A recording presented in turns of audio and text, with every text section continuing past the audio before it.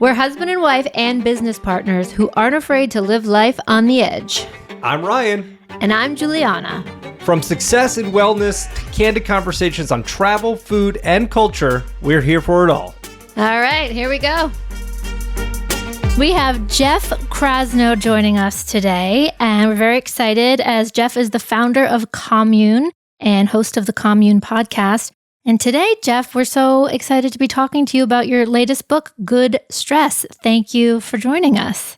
Yeah, thank you guys both for this opportunity. Great to be with you. It's great. I have followed you for a long time, and I love One Commune. I love the podcast, and this book has been very interesting for both of us, as Ryan has always kind of leaned into this idea of good stress. So... Nice. Well, I'm interested to probe that further. I mean, stress is often something in our modern society that we tend to avoid for some justifiable reasons. So I'm curious how you've approached it. Well, it's kind of funny because when I was talking to Juliana, when we first sort of discussed you and the book and everything, it was kind of this idea of good stress and everything. But I realized that, I've been doing that since I was like 12 years old. Sort of, and not to go too far down a rabbit hole here, but I'll give a couple of examples. Like when I was a kid, I used to do things such as when I was in high school, I went to a high school that in Rhode Island, it was a private school, like a private all boys school. And I never grew up super focused on academics or anything, but it was like, well, all my friends are going to this school. And you have to like take a test. And at that time, like I wasn't somebody that would put yourself out there as like a young 13-year-old kid. But I did. And I ended up going there.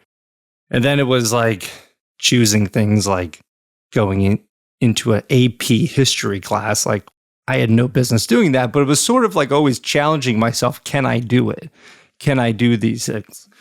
And I do it now every day, even doing a podcast. Like I'm going to put myself through this stress of awkwardness, and I don't usually talk that much. And now I'm going to do a podcast where I'm supposed to talk to a lot of people I've never met before. And it's awkward and stressful, but we're doing it because I think ultimately I find myself doing a lot with work now, because putting yourself into higher stress situations, ultimately good things, in my opinion, always come out of it. Yeah, I mean, there's a form of pressure that is good, right? And certainly challenging yourself intellectually, remaining curious, leaning into the possibility of making mistakes and freeing yourself from that fear of judgment. Mm-hmm. All of those things will often lead to a tremendous amount of growth. Similarly to how when you stress a biceps muscle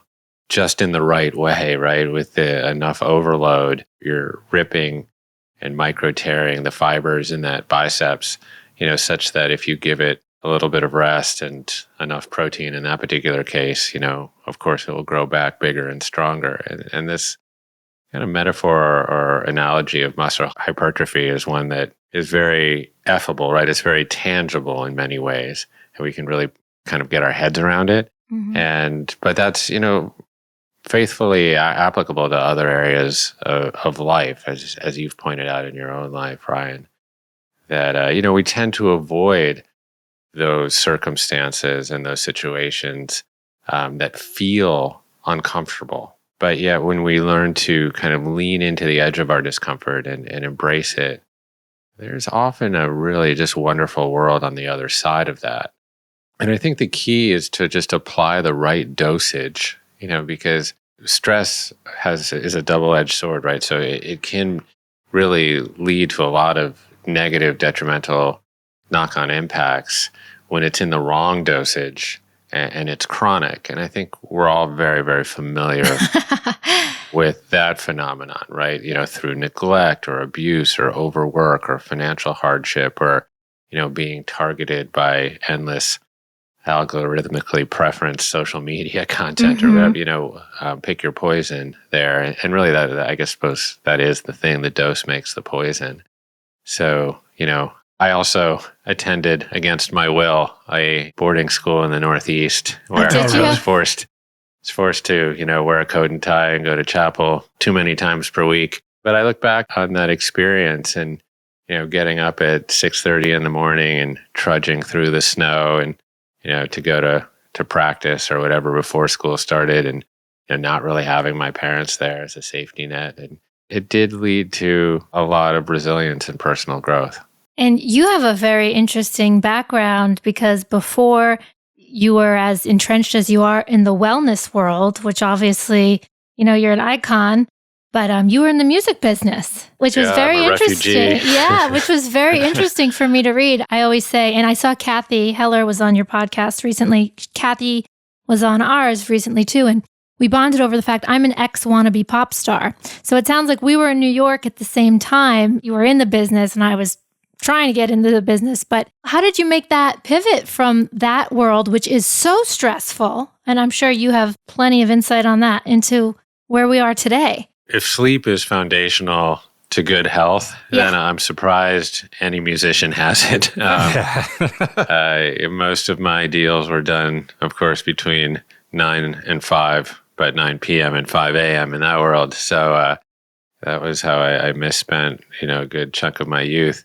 But yeah, I was running a record label and management company called Velour Music Group. And just serendipitously, my co-founder is here visiting me this weekend here in Los Angeles. So we're reliving our insouciant youth. Nice. Yeah, so our office was down in the financial district of Manhattan. And then 9/11 happened. And we were cordoned off in that perimeter just around kind of that 2-block radius around Ground Zero. And about 2 months in, I think they let us come in and collect our affairs and computers and whatnot. Of course, that tragedy happened early in the morning or earlier than musician hours. So we were not in the office at that time. Mm-hmm. And we came just to kind of find our office inundated with ash and soot. All of the other residents of that building had flown the coop. So they'd gone out to Bushwick or Williamsburg in Brooklyn or up to Woodstock, et cetera. And they were mostly creatives, photographers and artists and whatnot. And so for all intents and purposes, our building was empty.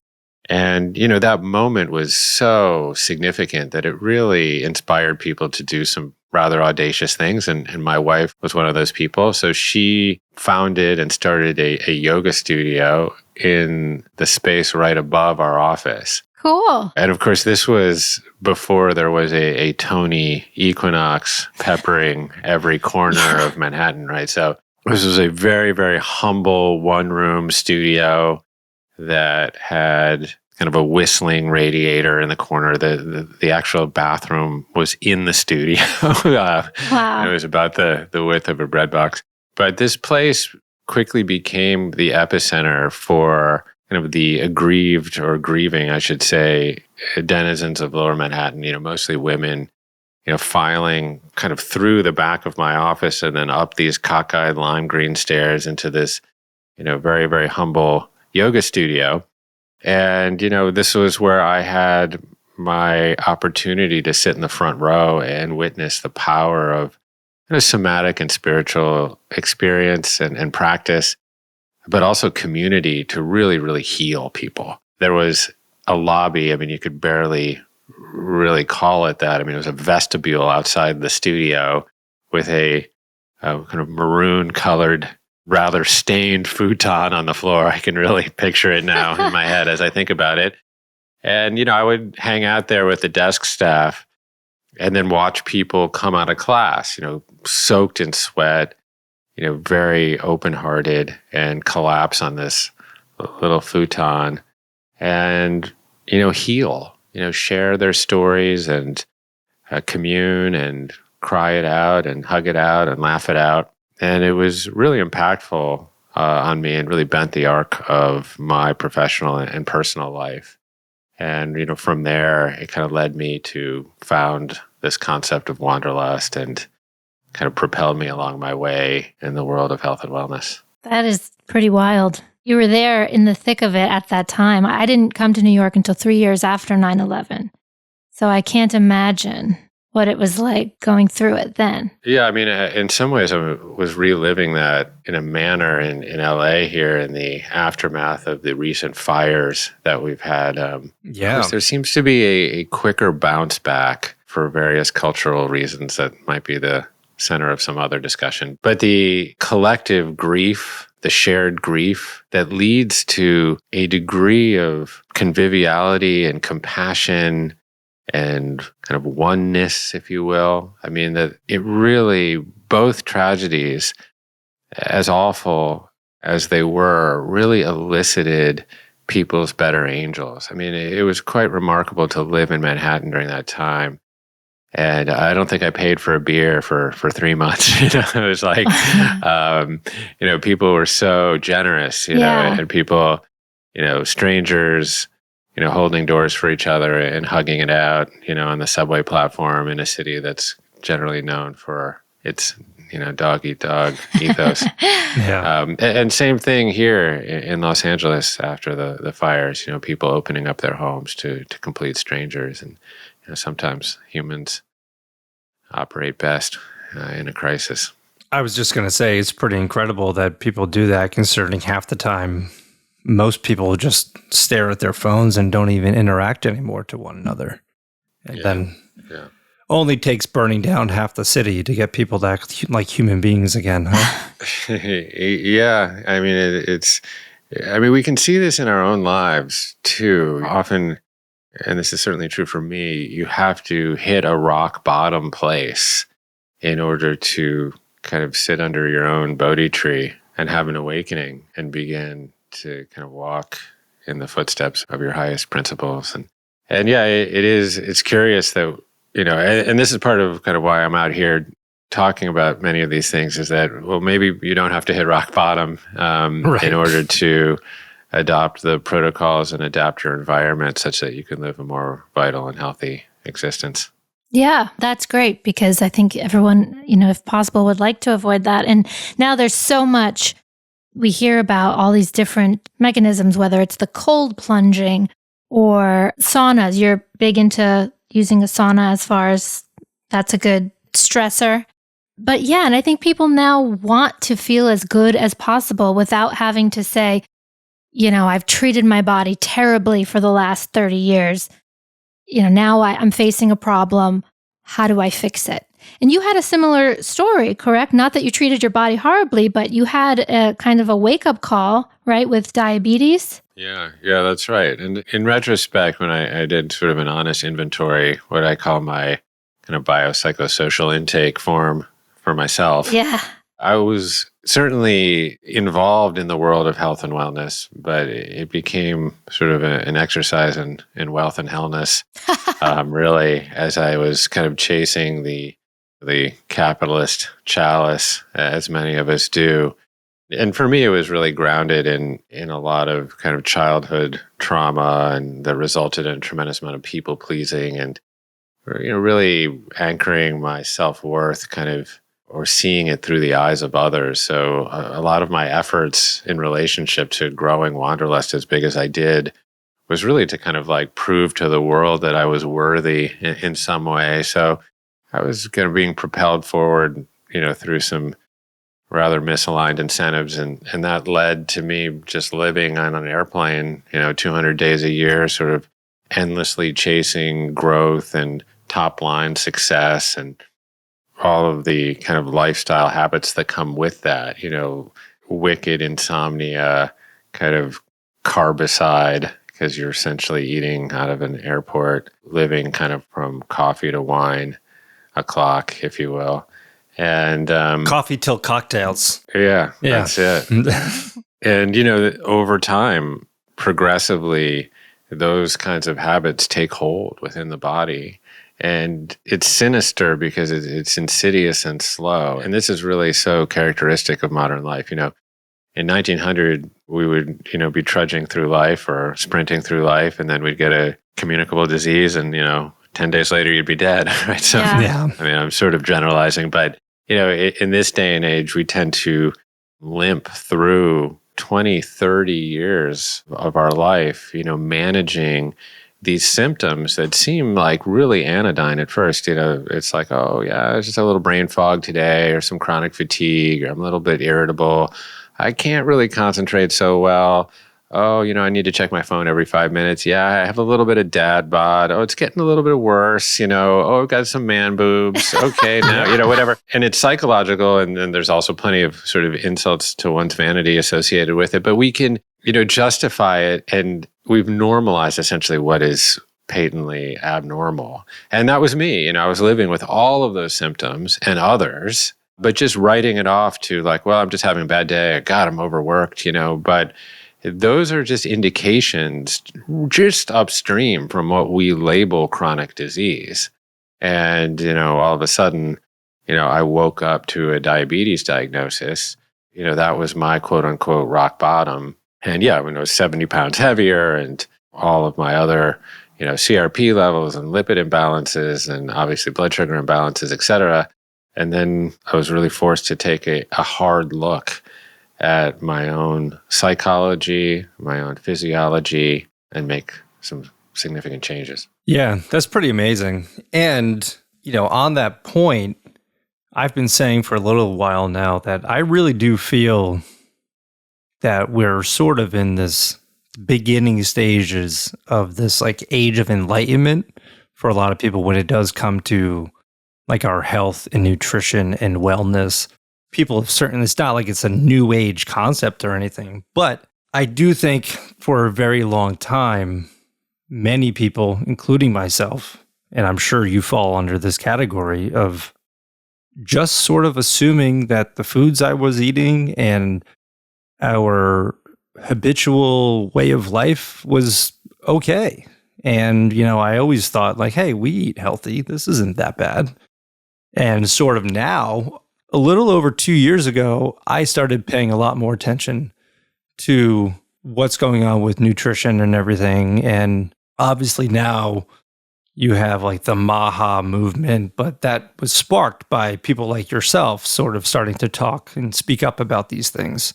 And not only the overall effect it has on your physical health, but also, your physical health's effect on your mental health. And I noticed a big change in myself when I started paying attention to it. And I made some big changes about a year ago, but lost a bunch of weight. But it's not like I was eating bad, just the habits I had of eating.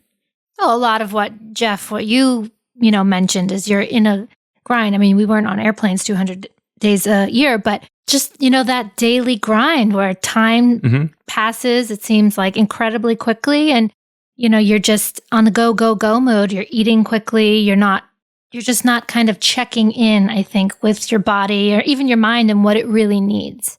Well, I think, our culture has been engineered for comfort and ease, really. And this is true really since the Industrial Revolution, but really accelerating in the last 50 to 70 years. Where really at every turn, we've designed our lifestyle for uber convenience. And this, takes many, many forms, obviously kind of from your smartphone now, you can order up any form of shelf-stable, nutrient-deficient calories, right? Yeah. That could sort of arrive at your podcast studio, before we even finish, But that's just, one that's probably like the most prevalent. But, just like we rely on these kind of digital boxes on the wall of the den, that keep us at a sort of snugly thermoneutral 72 degrees. And we lounge in comfy chairs and comfy shoes and comfy sofas. And, we love to binge Netflix and access our 24/7 entertainment devices and streaming services. And it goes on and on. And, that portrait of lounging around at 8:30 with a pint of chubby hubby, watching Curb Your Enthusiasm as you kind of lie in your 72-degree single family home on a couch. I mean, that is the portrait of ease. That's the payoff. That's kind of quote unquote, what we're all seeking. Right. But that ease is so ephemeral, and it actually leads to a lot of dis-ease. And that was really the thesis that I landed on when I was really jumped into my own N of one petri dish. When I was honest with myself, my chronic disease was a result of a lot of chronic ease. Mm-hmm. And I think that is really quite true for the majority of people that suffer from chronic disease, is that we opt for convenience, and that leads to a lot of really inconvenient realities. And if you really, examine how humans evolved over hundreds of thousands of years on the Serengeti, and then, millions of years prior to that as hominids, we evolved in relationship to our environment, period.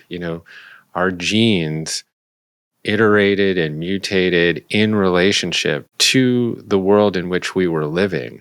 And that world was often stressful in a Paleolithic kind of way. We had to deal from time to time with the paucity of calories. We had to deal with the vicissitudes of nature and massive temperature fluctuations. We had to deal with, waking up and getting morning light and going to bed when the sun went down. Like, we had to deal not living in single family homes or vertical boxes, but living actually in community and finding conflict resolution and compromising with other people. I mean, this is the way we are wired across hundreds of thousands, if not millions of years.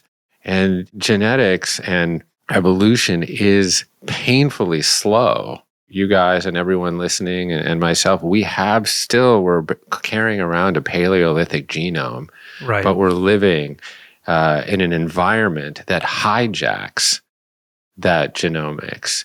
And in many ways, when you look at chronic disease, it's not a bug in the system. It's actually a feature. The body is actually doing what it is designed to do. So like, for example, like storing fat is incredibly adaptive. It saved us from the scarcity of calories that came in the winter. So, like Juliana's loincloth, if it got a little tight in the late summer or early fall, it does not work well on the Serengeti of Instagram, but perfectly on the Serengeti of East Africa, because our bodies were programmed for a period of scarcity known as winter. But now, winter never really comes now. And so the body just keeps doing what it is designed to do, which is warehouse energy in the form of fat, because it expects a calorie deficit somewhere around the corner. Right. But that calorie deficit never comes. So what happens? We just keep storing fat. Yeah. Right. And unless you do a 7-day water fast or something. Well, right? This is the thing. Now you have to self-impose those Paleolithic stressors in order to align with your genomics, with your engineering. And this is really what good stress is in many ways all about. It's actually self-imposing and mimicking forms of Paleolithic stress in order to best realign with our design. Right. And going back to, Juliana, you mentioned like cold plunging and saunas and stuff. And obviously cold plunging is to mimic those sort of stresses and everything physically. But I also think there's a huge mental advantage to putting yourself into those situations. I know when I go into a sauna, I'm always like, okay, I'm going to go in for 15 minutes. And in 15 minutes, I'm like, I can do 5 more. Let me see if I can do it. Like, I push myself to see if I can get that sort of mental benefit of stressing myself. Unfortunately, I am pretty much the opposite of that.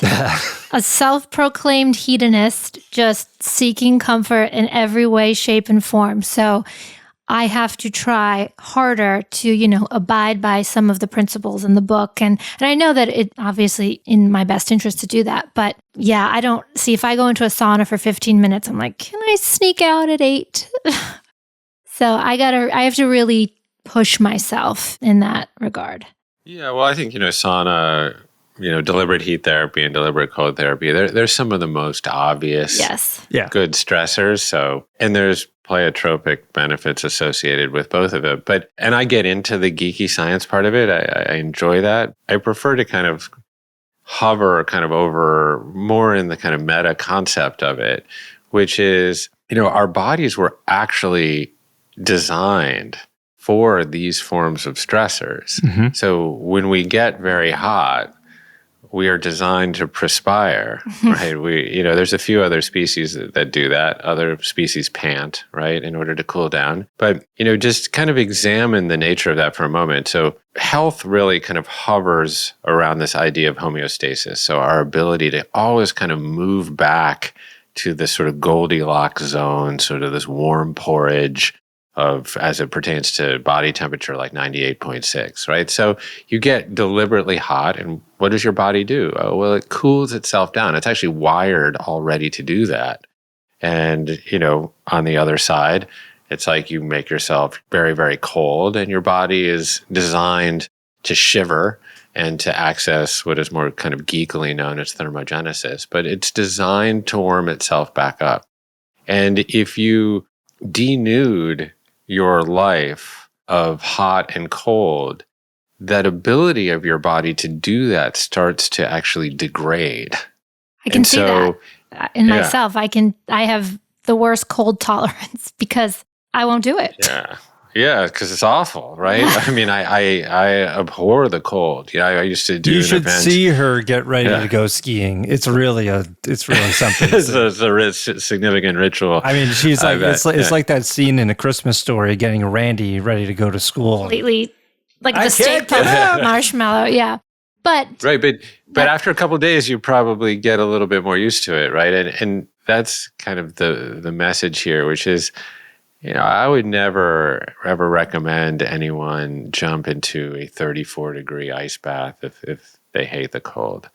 but a 60-degree ice bath where you're just essentially, it's not even an ice bath at that point, but for me it where is. You're just, but you're just pushing the edges of your discomfort. Yes. And you go in maybe for 15 seconds. To Ryan's point, yes, there's obviously a lot of physiological benefits to that, metabolic benefits, protracted production of dopamine, all these other things. But I think for you, the greatest benefit might be more psychological because, if you're able to kind of get into a cold bath or a cold shower, even for a few seconds, you are obviously going to have an involuntary bottom-up response to that experience where you're going to go, you're going to gasp, amongst and other there's going to be a significant spritz of epinephrine coursing through your veins. It's going to come up through your carotid arteries, and you're going to feel like you're going to have a panic attack, and you're going to want to be like, get the fuck out of here. Yeah. But then there's a moment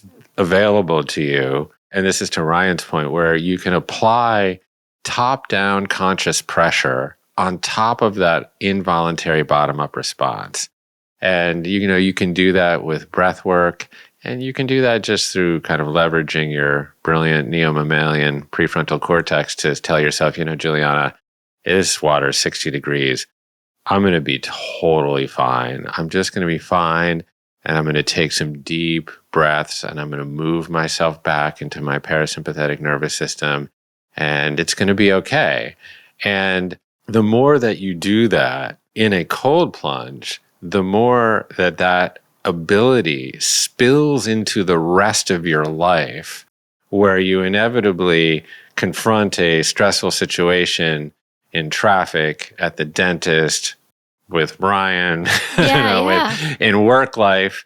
And then you have refined that capability to find that moment, that space, to apply top-down conscious pressure on top of that fight or flight response. Wow. And that is really quite useful, not just in a cold plunge, but in the other areas of your life. That just clicked for me. That was such an important little piece of information that you just gave me because, that might be a very good way to curb some anxiety at times if it can spill into that part of my mind.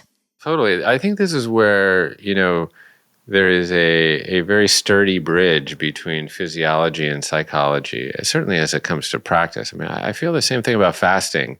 Just because you might consolidate all of your consumption of food in an 8-hour window, let's say, if you adopted like a 16-8 intermittent fasting protocol, that doesn't mean that Ryan's not going to get hungry at 9 p.m., right?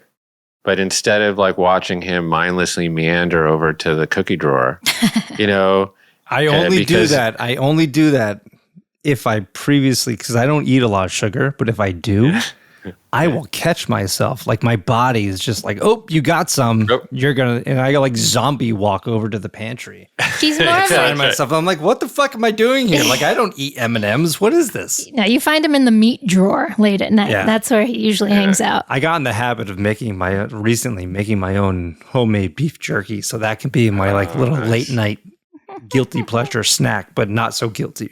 Yeah. Well, that's certainly preferred to a pint of, chubby hubby. Yeah.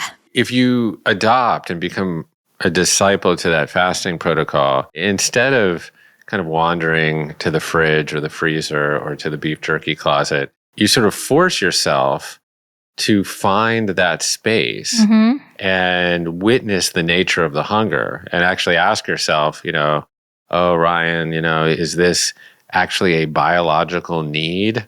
Right. Or is it actually a psychological desire or an emotional desire? Are you just bored or something's not going great at work or, someone insulted you on Instagram? I don't know, whatever. You're essentially just eating your feelings at that juncture because, there's plenty of stored warehouse energy on your frame there for you to last a good month. So, it's not a biological need. It's really an emotional desire. This is, again, where fasting, the most potent aspect of it could be psychological. Obviously, there's a lot of physiological benefits too. But in finding that space and untangling the difference between a biological need and an emotional desire, can that not also, again, punctuate or spill over into the rest of your life where you can find that space and say, do I really need this one more glass of wine? Or do I need to do some retail therapy on Amazon? Do I really actually need that? Or am I just satisfying a part of me that feels incomplete or assuaging some sort of perceived deficiency through buying like some H&M dress or something, and this applies, to even to your children. Like I have 3 girls, they endlessly annoy me on purpose. But then if I have that space available between stimulus and response to better untangle the provenance of their behavior and ask myself, oh, well, wait, maybe they didn't do great on a test. Or maybe, they're having a falling out with one of their friends or their teacher, said something that has thrown them off. That gives me the ability to be a better, more compassionate parent and have a more appropriate, thoughtful response instead of a knee-jerk reaction. So again, this is like where physical protocol like fasting could actually have really potent psychological impacts. So what I just got out of that is, Juliana, if you do some cold plunging, our Amazon bill might go down. Yeah, could be. We'll experiment. We'll let you know, Jeff. We'll give that one a try. I recently did a 72-hour fast, water fast. When I was set to break that fast, all of a sudden there were like 10 people in my house. By coincidence. Yeah. And I was so afraid that I would just go straight full like Cookie Monster on like anything, any bit of food that was in there. I was just afraid I was just going to have this like ravenous attack into food in front of everyone that I just put it off for another 4 hours. So I ended up going 76 hours before eating. And I was fine, but I was seriously like, I'm not going to start eating right now for the first time in 3 days in front of a bunch of people. I'm setting myself up for failure. I'm going to look like just an absolute pig. I would have taken. It'd be like the end of Ramadan. Yeah. So on that, Jeff, what kind of fasting do you? First of all, I assume you fast. What do you do personally? What do you recommend? There's a whole wide variety of fasting protocols, and they all have different benefits associated with them. When I was really rock bottom and had to really confront my diabetes and the need for weight loss, et cetera. My go-to is that 16-8 protocol because, that's where I found the most data. Okay. And it was also something that I felt like I could do. Yeah. And sometimes that's the best protocol is the one that you'll actually do. Of course, yeah. And it was uncomfortable at first because when we're honest with ourselves, most of us are eating in kind of with the equation flipped. I mean, we're eating 16 hours a day, if you're really honest with yourself. And again, like our society is often set up that way. I mean, fast food has like breakfast all day and it's breakfast, lunch, dinner, and late night. There's actually 4 meals per day. 16-8, I think if people aren't used to it, it's pretty uncomfortable. And, certainly you can eat a lot of cookies and crackers in an 8-hour window, Sure. but generally when you're making conscious decisions about your consumption of food, you're making other conscious decisions. Yep. And so that 16-8 protocol also led initially to a kind of a ketotarian approach towards diet.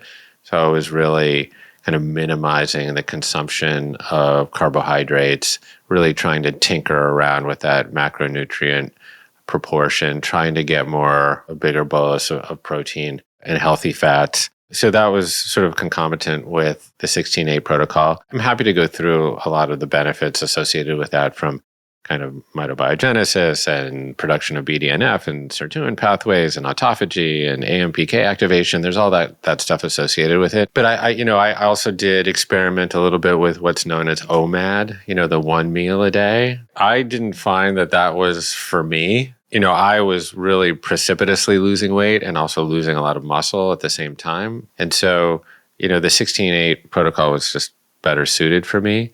Every once in a while, I would throw in kind of an all-day fast. This is also, a technique I've seen people do like 5-2, where, 2 days a week, they will essentially fast.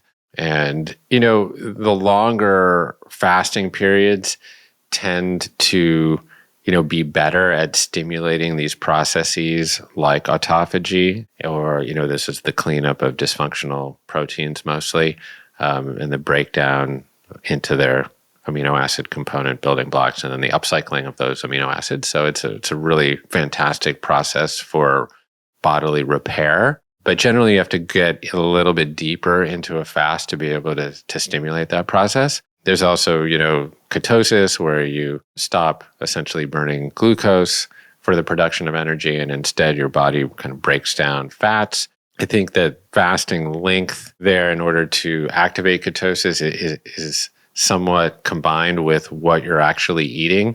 But if you don't have a lot of glucose around, your body really only has one other substrate to look to for energy production, and that's fat. So for me, that 16-8 protocol, in combination with a low carbohydrate diet, I was finding that I was getting myself into ketosis. I was burning fat. I could see it too. And what I became was really much more metabolically flexible. So this is like the body's capability to sort of operate like a Prius, if you will, to kind of seamlessly switch between the burning of glucose and fats for the production of energy. So this was a really, transformational component of my journey. And then over time, I could ease back on it and become more 14-10 or 12-12. And I think 12-12 is kind of the natural way to live. Yeah, I agree. We just don't need to be eating for more than 12 hours per day. And it's really not difficult. And a lot of it is actually stopping eating a good 3 hours before bed. Even if you can just do that, that's pretty key. I agree completely. That's a hard rule that I've used for a long time. It started with the sake of trying to avoid like indigestion. But, when you pair it with trying to do, say, the 16-8 or whatever, it makes it kind of flow pretty naturally. Yeah. But going back to, Jeff, what you were talking about before, generally speaking, human beings are opportunistic consumers. So we eat what's available to us to try and... I also do find that it's hard when you have a pantry full of food and it's, you're like, I'm kind of hungry. Why not just go grab something? Like you have to play that battle in your brain. No. Like put the fork down.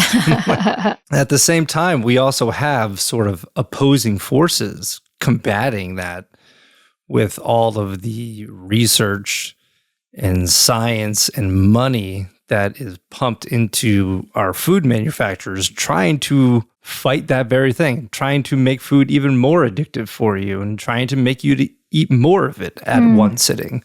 So we have all these opposing forces, and ultimately it really does just come down to you having to have that acknowledgement and awareness of how to handle yourself.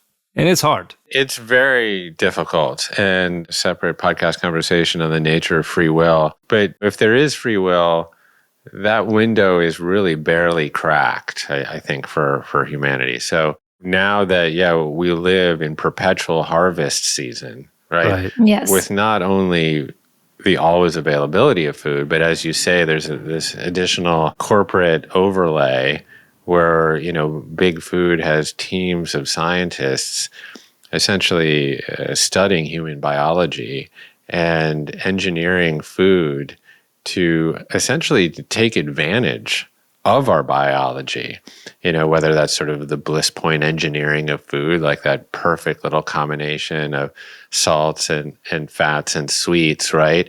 In order to, The way a chip crunches, the sound it makes. That was one of the things I was like, what the fuck? They put a lot, like, the way it crunches is going to make me want to eat more. Like, that's insane. Once you stop, once you pop, you can't stop. Yeah. That would be more interesting to analyze from an evolutionary perspective. I mean, I understand, I could quite imagine coming across a copse of fig trees on the Serengeti, and being like, yeah, fuck, I have payload, and just whatever. And we're wired to consume as many of those figs as possible, because we want to store up that energy, right, in the form of fat. So, and like I said before, that's like totally adaptive idea. So that I can understand, though it's quite nefarious that in the name of profit, a food manufacturer might want to engineer their foods in order to essentially like tickle your dopamine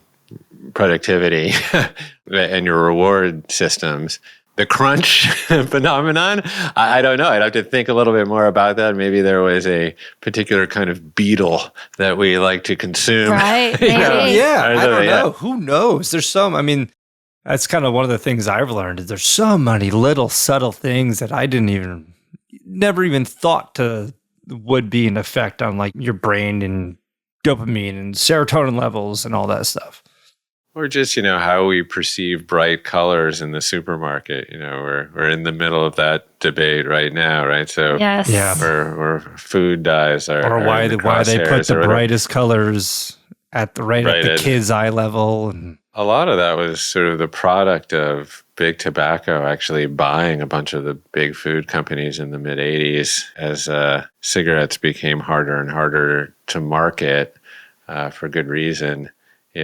Philip Morris and RJR bought, Nabisco and Kraft and General Foods and a bunch of the other ones, and essentially applied all of that business intelligence and to getting us addicted to something that would give us diabetes instead of lung cancer. Right. Terrible. They were super successful from the tobacco standpoint, so why not? Yeah. And then they kind of traded those companies between each other for a while at great profits. And of course, you can kind of overlay some of that Machiavellia on top of, degrading metabolic function in our culture. So, but like I think you said earlier, there is a new age of enlightenment, if you will. I do believe that there is a democratization of information that is helping to empower people, and that is good news. But, there are so many kind of systemic forces that make it so difficult, I think, for many people to really live a healthy lifestyle. I mean, food swamps and food deserts and, all of this. It's difficult, though, because most people don't even know. Oh, I'm eating. Most people just assume, sunflower oil is a good thing for me. Vegetable oil for the longest. It's a vegetable. And it's just one of those things that I think if more people were enlightened to what real good nutrition is, they'd probably make habitual changes. And this, so I've always said this, and Juliana, you've been hearing me rant about this long enough that I do believe that if they're armed with the correct and reliable information, that we have the power to change things. I mean, if enough people in just our country alone were to stop buying some of these nutrient-barren cereals, these large companies, like they have such a obligation to their shareholders, they'll have no choice but to pivot. I agree with that. I mean, I think, people vote with their fork, and if you, the best way to put pressure on, companies that are using chemical additives or, processed sugars, et cetera, is just not to buy their product. Stop buying it. Yeah. Stop buying it. Yeah. And so, but I do think it has to probably come from a little bit from both ends. There's probably some regulatory mechanisms that have to be at play but I agree. I mean, I think it is about democratizing the access to the information. And that's where the biggest kind of shift is going to come, because you can do this kind of voluntary agreement, which has come out of HHS for, some big food companies to eliminate a certain panoply of petroleum-based dyes. But first of all, it's not a ban. It's just like a voluntary agreement at this juncture. And that doesn't mean that we should now flock to the cereal aisle, right, and buy the Fruit Loops, or there's still a lot of sugar in there. Yeah, or now that great, the Skittles aren't going to be bright red, so now we should buy more Skittles, Exactly. So I think this is a subtlety that needs to be, addressed. I think, what we're really, obviously, the more insidious ingredient there is sugar. So I think at some juncture, people kind of just need to take the agency to make the best possible choices for themselves. At the same time, like I used to coach my daughter's soccer team, I remember we would play in areas of Los Angeles and I would have to run out and get snack, and these were areas of classic food deserts. And first of all, it was very, very, very difficult to find a grocery store. There was a sea of fast food as far as you could see, right? But then I would find a grocery store, and it was nearly impossible to find anything that wasn't based on refined sugar, refined grains and starches, and ultra processed, et cetera. It was really, really, really hard. And so if you're living in these urban neighborhoods or rural neighborhoods where the accessibility to good food is very, very limited. And then, of course, the way that we've essentially structured our agricultural system is that those foods are incentivized because big food can actually truly make them under the cost of true production because of subsidies. So if you can even access the good food, it is prohibitively expensive in many instances. And we have a societal viewpoint towards food that it just should be cheap. I mean, I think I read some statistics that was really revealing. I think at the turn of the 20th century, so early 1900s, we were spending somewhere around 40% of our take-home pay on food. Oh, wow. Wow. And now we spend about 6%. That is, interesting. And so it's sort of interesting. We've kind of applied this industrial complex to food and made food cheap. Then the expectation is that food should be cheap, right? So we really should only be spending X, percent on it. When really, maybe we need to rethink our expenditures and instead of, opting for a luxury vehicle, we actually, spend more of our disposable income on what we put in our bodies. Makes a lot of sense to me. It's kind of, as far as the hierarchy of importance, you would think that the food you're putting in your body probably deserves to be a little bit higher on that. Food is medicine, they say, so. Well, how many streaming subscriptions does the average American have, right? That we know about. So maybe just, cancel a couple of those and try to access, some better food. And there's so many poor habits people have when they think about their expenditures, even in the food, even as simple as there's plenty of people that spend $8 to $12 every single morning getting a coffee at Starbucks. It's just the societal habits that we've formed it's prohibitive to going down that route. So those are the things that have to break first. It's breaking those habits. That's why sometimes I call the protocols in my book the protocols of inconvenience. Yeah. Because you can certainly make your own coffee. Right? Certainly. It's funny because earlier I mentioned how Ryan's been talking about, this pursuit of discomfort. And you told me this quote that I thought is so interesting. It's a quote from Gary Brecka. Aging is the aggressive pursuit of comfort. And I remember the first time I heard him say that, it was like, holy shit, that's right. Because every single person, a lot of people I know that are very close to me, very easily applies to them. As people get older, they just, oh, it's too cold out, don't go outside. Or you just want to sit on the comfy couch while everything else is going on. Just stop exercise. It's like that has a lot more to do with physical health. But yeah, well, and of course, this is the time in our lives where we should be embracing discomfort probably more than ever because we're losing muscle mass, year over year of approximately 1%, so 10% per decade. And so the maintenance of muscle mass as we get into our 60s and 70s is massively important for a whole variety of different reasons. But, sarcopenia is associated with all-cause mortality in a whole bunch of different ways.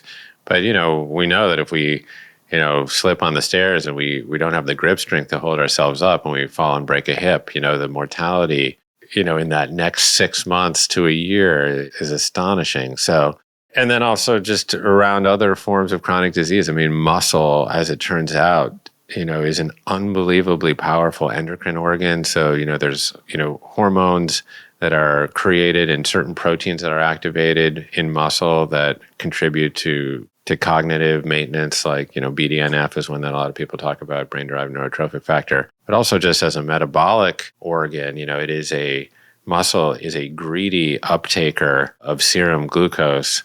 And it doesn't even really tax the pancreas to make insulin in order to uptake glucose. So, if you're, maintaining serious muscle later in life, the chances of you developing diseases related to blood sugar dysregulation go way, way down. And this was key for me around reversing my type 2 diabetes, was getting into doing some resistance training because of that very reason. Muscle will vacuum glucose from the bloodstream. And I remember Juliana and I have dived into like the blue zones and everything, and whether that's, in Okinawa or Sardinia or wherever, there's always an underlying theme that people stay pretty active throughout their old age. Mm-hmm. Whether it's gardening or doing some kind of a craft or whatever, but they're physically moving, exerting themselves every day, through an old age. Yeah. Well, and if you look at the way they do it, I think it's pretty interesting. And it's another reason why I believe we really need to reformat our relationship with exercise, because there's 45,000 gyms in the United States that have been built since the 70s, really. Mm-hmm. And during that same time, obesity rates have nearly quadrupled. Well, everyone pays a membership fee, Jeff. Yes. Yeah. Well, right. But there's something not working there. Yes. I mean, and even if they are, there's a disconnect. And I think, as we tend to do with almost every aspect of our lives, here we've commoditized and productized exercise. And for many people, it exists as this kind of 45-minute fluorescent blob in their Google calendar at the end of the day. And they trudge to the gym to engage in like 45 minutes of elliptical or chronic cardio, as I call it. And, that just doesn't work. If you really look at, even from a thermodynamics perspective and a calorie burn perspective, you're going to burn so many more calories from what is known as NEAT, a non-exercise activity thermogenesis. That's just a fancy acronym for actually just moving around during the day. I like it, Going up and down the stairs, taking your groceries around, washing the dishes with a little extra vigor, dropping and doing 10 push-ups here and there, taking a walk right after lunch. This is actually where you're going to make the biggest difference in your life. And again, if you look at all of these decisions through the lens of how did I evolve? I evolved moving all of the time. We walked 7 to 10 miles every single day. So that would be like 14 to 20,000 steps for people counting, Yeah. on their iWatch, right? But we were moving. It was integrated into the course of our life. It was inseparable. We didn't think about it in terms of exercise or Equinox memberships or anything like that. We just moved. Yeah. And we lifted heavy things. We built structures and gathered firewood. That might now be known as resistance training. Mm-hmm. Every once in a while, against our will, we might have to break into a sprint because there would be a tiger or an ungulate like chasing us. Mm-hmm. Now we know that as high intensity interval training, right? Really. And then, this concept of just continually moving throughout your day. And now we've assigned an acronym to that, which is NEAT. This is your guidebook for exercise, if you will, but how to essentially move your body on a regular basis. Just walk, lift heavy things, raise your heart rate once in a while, and move throughout the day, period. That's it.